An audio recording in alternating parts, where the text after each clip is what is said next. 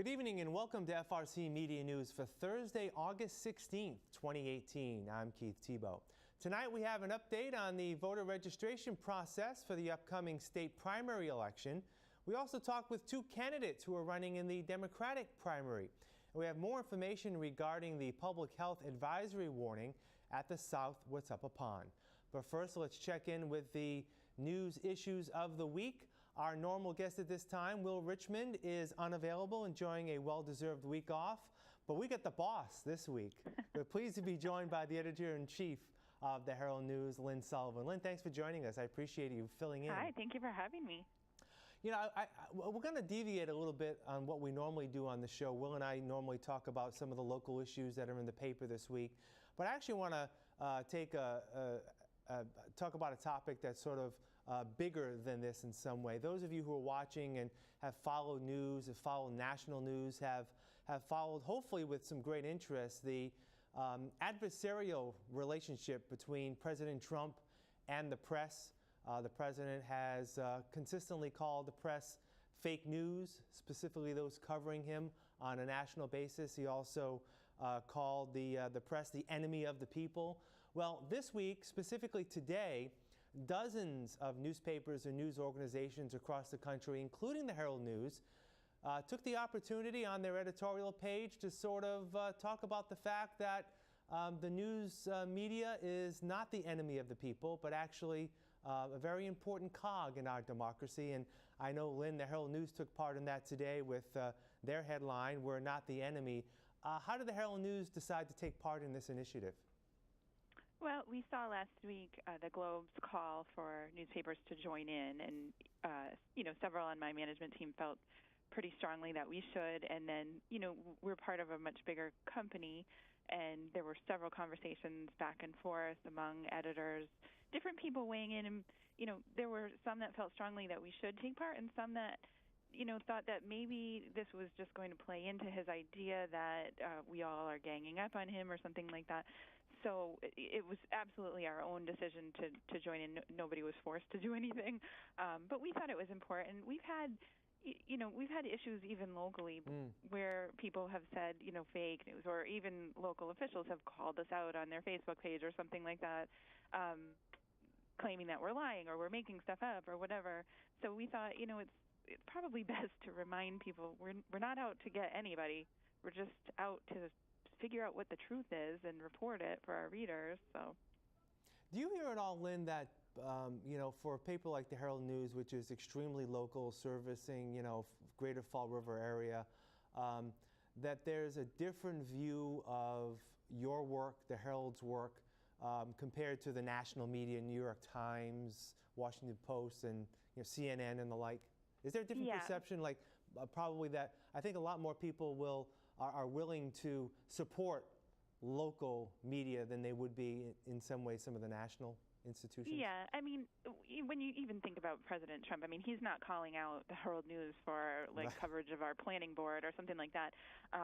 But it does, that sort of attitude that we're out to get people or that we have an agenda or something, it does trickle down to us. And, friends, I was out to dinner one night recently with my college roommates, and they have all different careers, and they were kind of surprised to hear that it does actually affect us locally, where, I had a reporter, she was at a school doing a cute little feature about some little thing that they were doing at the school, and as she's walking out, a teacher was just sitting on the curb and just sort of muttered fake news, and I'm like, wow, we weren't even doing anything controversial in any way. It was just a nice little story.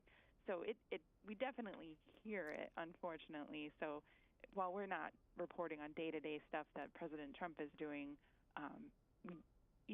there are controversial things sometimes that we report on that people may not like. So, it's interesting in the piece today. You point out that results of a poll from Quinnipiac and I believe it's Ipsos. I hope I'm pronouncing that correctly. That show that 26% of Americans and 51% of Republicans agree with President Trump that the media is their enemy. And also another 26% of those Republicans feel that the president should have the power to shut down media outlets. And just hearing those numbers, it's extremely sobering to go along with the fact of the national press being, attacked during presidential rallies across the country. And of course, we all know what happened at the Capitol Gazette in Annapolis back in June, where someone who had a grudge walked into the newsroom and killed 5 people.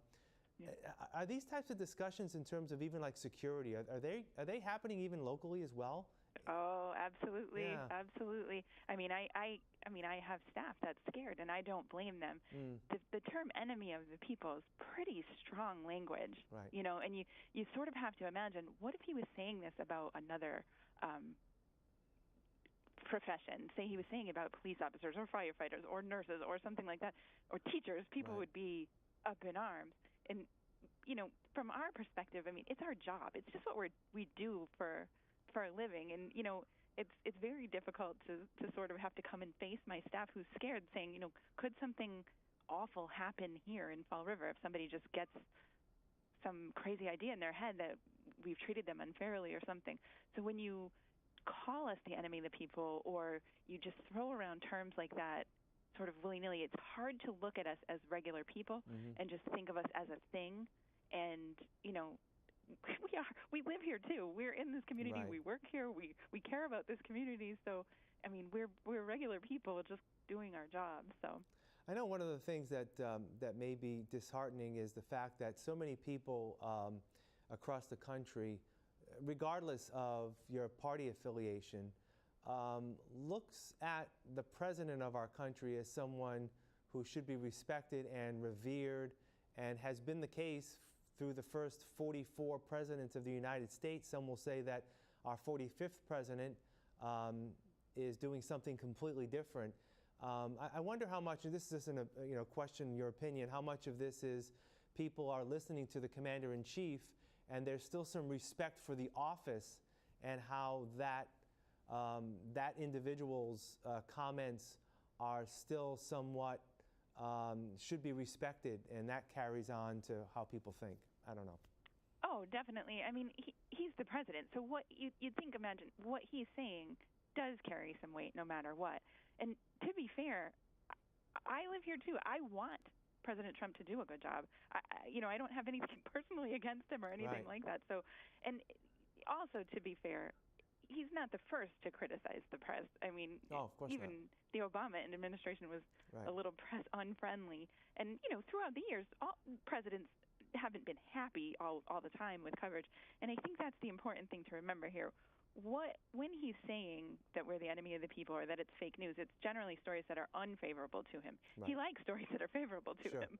So you can't have it both ways. Well, I guess in some respects, as we wrap up here, is the old adage is that no matter who's in office, be it a president, a governor, a mayor, a city council, that if there are some people who are dissatisfied with your work as a journalist, then I guess you're in some ways fair, because it's not just picking on one individual, you're picking on, I'm putting my air quotes up here, if you will, against getting out the truth. So I guess in some ways we're doing our job, right? If some people are questioning our standards in that way. Right. If we've made people uncomfortable, right? Why are you so upset? If you didn't do anything wrong, then you have nothing to be upset about. Right. At the same time, I would say, we're fair game too, and people will call and correct us, and we will publicly correct mistakes. We will apologize if we screw something up. That's not a problem, and I'm not afraid of that. It makes us better when somebody points out errors.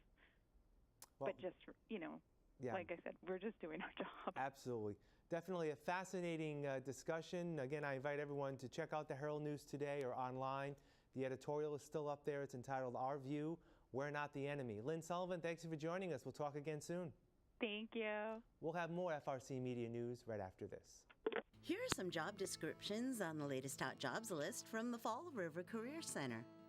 Family Support Specialist. Seven Hills Foundation, located at 1402 Pleasant Street, is looking for a part-time family support specialist to assist children, youth, and families build, maintain, and strengthen positive communications within the family unit. Job number 10877066. Tax Professional, H&R Block, located at 4171 North Main Street, seeks a full-time tax professional to conduct interviews with clients, prepare and complete accurate tax returns, and provide IRS audit support. Job number 10876944. Cook, Next Step Healthcare, located at 1748 Highland Avenue, is in need of a full-time, experienced cook to prepare and serve food for residents, employees, and special events at a skilled nursing facility. Job number 10872002. Blount Fine Foods, located at 630 Current Road, is looking to fulfill the following full-time positions. Human Resources Generalist, job number 10879804. Senior Brand Manager, job number 10879449. Quality Assurance Technician, job number 10879497. Production Sanitation Associate, job number 10879429. For more information on these or other positions, visit jobquest.detma.org or call the Fall River Career Center at 508-730-5000. The Massachusetts State Primary is coming up on Tuesday, September 4th. The deadline to register to vote in the primary was yesterday. However, we did catch up with Board of Elections Chair Kelly Souza Young, who provided this voter information update. The last day of registration has passed. We had just finished with our poll worker training, which basically gives them all their duties as a poll worker. We have approximately 130 poll workers. Basically, it's the rules of what to do, what not to do on election day, just to make the voters' experience run smoothly. Our next deadline is August 31st, which is the deadline for absentee applications to be in our office by 5 p.m. in order to get a ballot for the primary. They can download the applications from our website on our fallriverma.org, or they can come in and vote absentee in our office. They fill the application out there and they vote that same day. The Fall River Ward 8 Democratic Committee sponsored a recent event to throw its support behind Democratic candidates running for office in that primary. Among them was Lieutenant Governor hopeful Quinton Palfrey. And I've spent a lot of my career in government. I worked in the White House under President Barack Obama. I was also the chief of the healthcare division in the Attorney General's office while we were doing health reform in Massachusetts. So I've spent a lot of my career in government. And the focus of my campaign for Lieutenant Governor is the fight against inequality and poverty. I think that in this time of the Trump administration, where our values are under attack and where they're dismantling consumer protections and social services, we need leaders in Massachusetts. We need a governor and lieutenant governor who take seriously the issues of ordinary people in Fall River and across the South Coast and across the Commonwealth. And we need the Massachusetts government to step up and really focus on issues like the opioid crisis and transportation and housing and environmental protection and education fairness. Now, obviously, Charlie Baker's a Republican, but people say he's pretty open-minded and works well with the Democrats. Would you agree? I would say that Charlie Baker has failed to lead on the issues that really affect ordinary people. This is a governor who has said he didn't vote in the most important election of our lifetime. If you look at the vetoes that he made to the budget last week, he vetoed a provision that was going to give benefits to poor kids. He has been in favor of privatization in the transportation sector, and he hasn't stood up on things like raising the minimum wage and paid family leave. His lieutenant governor was one of the leaders in the fight against equal marriage, has been fighting against reproductive rights throughout a lot of her career. And so I think there are very big differences between the vision that the Democrats in this race have for where we want to take the Commonwealth, building an economy that works for everyone, and what Charlie Baker has failed to do for us. You obviously know what you're talking about. You have some experience in politics. He's a pretty I think he's the most popular governor in the nation. I believe, at this point. What do you have to say about that? Well, I think that this is going to be a year where Democrats are going to do very well. I think that we need to do three things in order to beat Charlie Baker this fall. The first thing we need to do is we need to articulate our vision for where we want to take Massachusetts. We want to build a Massachusetts that works for everyone. We want to really invest in fixing the transportation system and the education system, affordable housing, real leadership on the opioid crisis. We need our vision. We also need to explain what Charlie Baker has failed to do in some of the ways that I was talking about. This is somebody who has not led on the most important issues of our time, and in many ways is aligned with the Trump agenda. So he wanted to veto the Safe Communities Act because he wants to work with ICE. He wanted to knock people off of our version of Medicaid. So there are very big differences. And then finally, we need to run the kind of grassroots campaign that Deval Patrick ran and that Barack Obama ran. I think that 2018 is going to be a year where Democrats turn out. We're seeing that all across the country. We saw it in Alabama and New Jersey and Virginia. We saw it in the Bronx. We saw it in Pennsylvania. And we're seeing it in races here, like in Attleboro a couple of months ago. Democrats won in a place where they historically have had trouble. And I think that people are going to be really surprised to see that this year, with Elizabeth Warren on the ballot, with Donald Trump inspiring a lot of opposition, the Democrats are going to turn out in record numbers. Young people, communities of color, and first-time voters are going to turn out for Democrats, and that's going to give us the energy that we need to overcome Charlie Baker. Another Democratic candidate in attendance was Frank Durant, who is running for Bristol County Commissioner. Durant spoke with FRC Media's Donna Mata. Tell us, what do county commissioners do? That's a question I get all the time on the campaign trail. I've had a wonderful time meeting thousands of people all the way from Attleboro, Massachusetts down to Fairhaven, and that's the number one question I get. What is county commission and who's my county commissioner? We've had county government in Massachusetts since 1685, but a lot has changed in the last 300 years. A lot of people don't know that their county commissioner are overseers or landlords for the county courthouses and registered deed buildings, as well as Bristol Aggie, which is a county-owned property. So a lot of people are looking for open communication, having a county commission that's in the public eye, because a lot of county commissioners, they don't know who they are and who represents them. The job is 5 hours a month. There's 2 or 3 meetings a month, and a lot of people don't even see county government as irrelevant anymore. A lot of people feel that county government's been operating under the radar, and I want to change that. I'm running to reform county government. I think we need county government that's more involved with the community, involved in more community events, and also being a voice as an elected official. What does this mean for Fall River? It means a lot for Fall River, but also means a lot for the entire county, because you have 20 cities and towns in Bristol County, and all the representatives, the 3 members that serve on the county commission, reside south of Battleship Cove, which is kind of unfair to the northern territories of like Attleboro and Taunton and the suburbs, because there isn't somebody who resides there that actually serves on the commission. Okay, so why are you running? I see this an opportunity of 2018 being a great year for the progressive movement. Democrats want to get involved. They're looking for politicians that believe in common sense politics. And as a progressive, you have to believe in active participation. So I see this as a great opportunity, not just for myself, but for the entire community to be involved and to get out there and to be involved politically. Does your current employment tie into the county commissioner seat? Well, I work in business development. I also work for the Rhode Island Comic-Con, which their corporate office is here in Fall River. So I have the gift for gab, and you need that for politics. I enjoy meeting with the people, discussing what the issues are, and also coming to conclusions to help the community. Durant is running against incumbent Commissioner John Saunders. We did reach out to Mr. Saunders to include him in our program, and he has yet to respond. A public health advisory pertaining to the South Watuppa Pond in Fall River remains in effect. Here's an update. The South Watuppa Pond continues to be under a state health advisory for the algae bloom. We expect to be retesting within the next couple of weeks. The algae bloom has occurred every summer well over the past 30 years.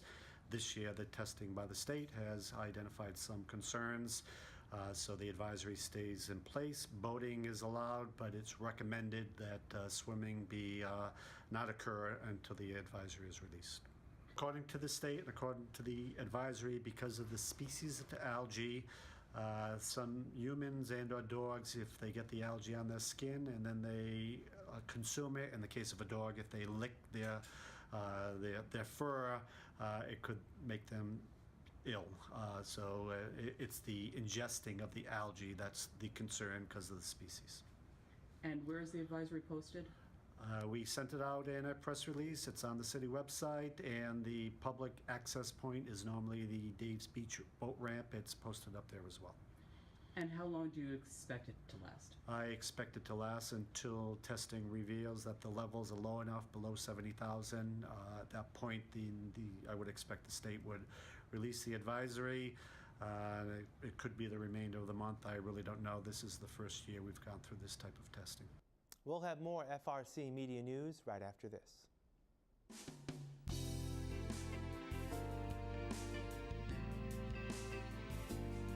Hi, welcome to Hot Dogs and Cool Cats. Today we have Tyke, my friend Tyke here. He's a 12-year-old Jack Russell. He's a very nice dog. He'd do probably best in a home a little bit lower key. Maybe somebody who themselves is older. Does Tyke himself, while he's very mobile, still he's got good use of his legs, all that kind of stuff. He is getting older. His vision's starting to fade a little bit. He sometimes has a hard time hearing, but he's still, like I said, very mobile, can go on walks, that kind of stuff. Other than that, he pretty much just likes to hang out. So if you're more of the sedentary kind of person, he'd be probably a good fit for you. If you wanted to come down and meet Tyke here, we're located at 300 Linwood Street in Fall River, Massachusetts, and it's Forever Paws Animal Shelter. Today on Hot Dogs and Cool Cats, we have a bunch of kittens. There's 6 of these guys. They are 13 weeks old. They are domestic short hair. They are all from the same litter. They're very, very playful. They are 13 weeks old.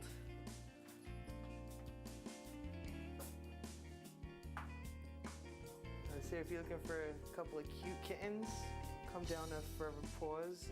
We're located on 300 Linwood Street. We are open from 11 to 4, except every Wednesday we are closed. So come down and meet them.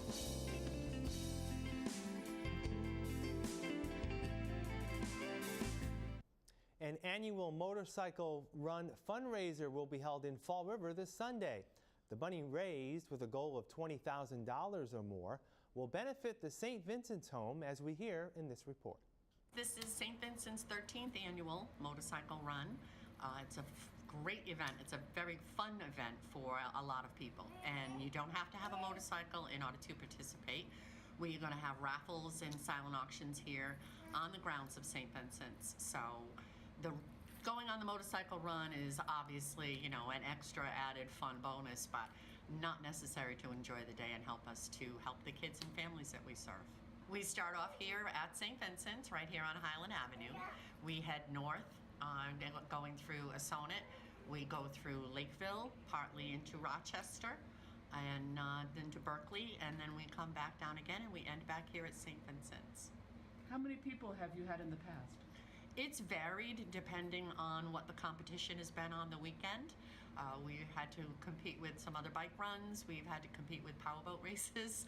But this weekend, as far as I know, is all ours. So we're expecting a lot of people. And we have had as many as 215 bikes, I think. Our very first year was rather on the small side.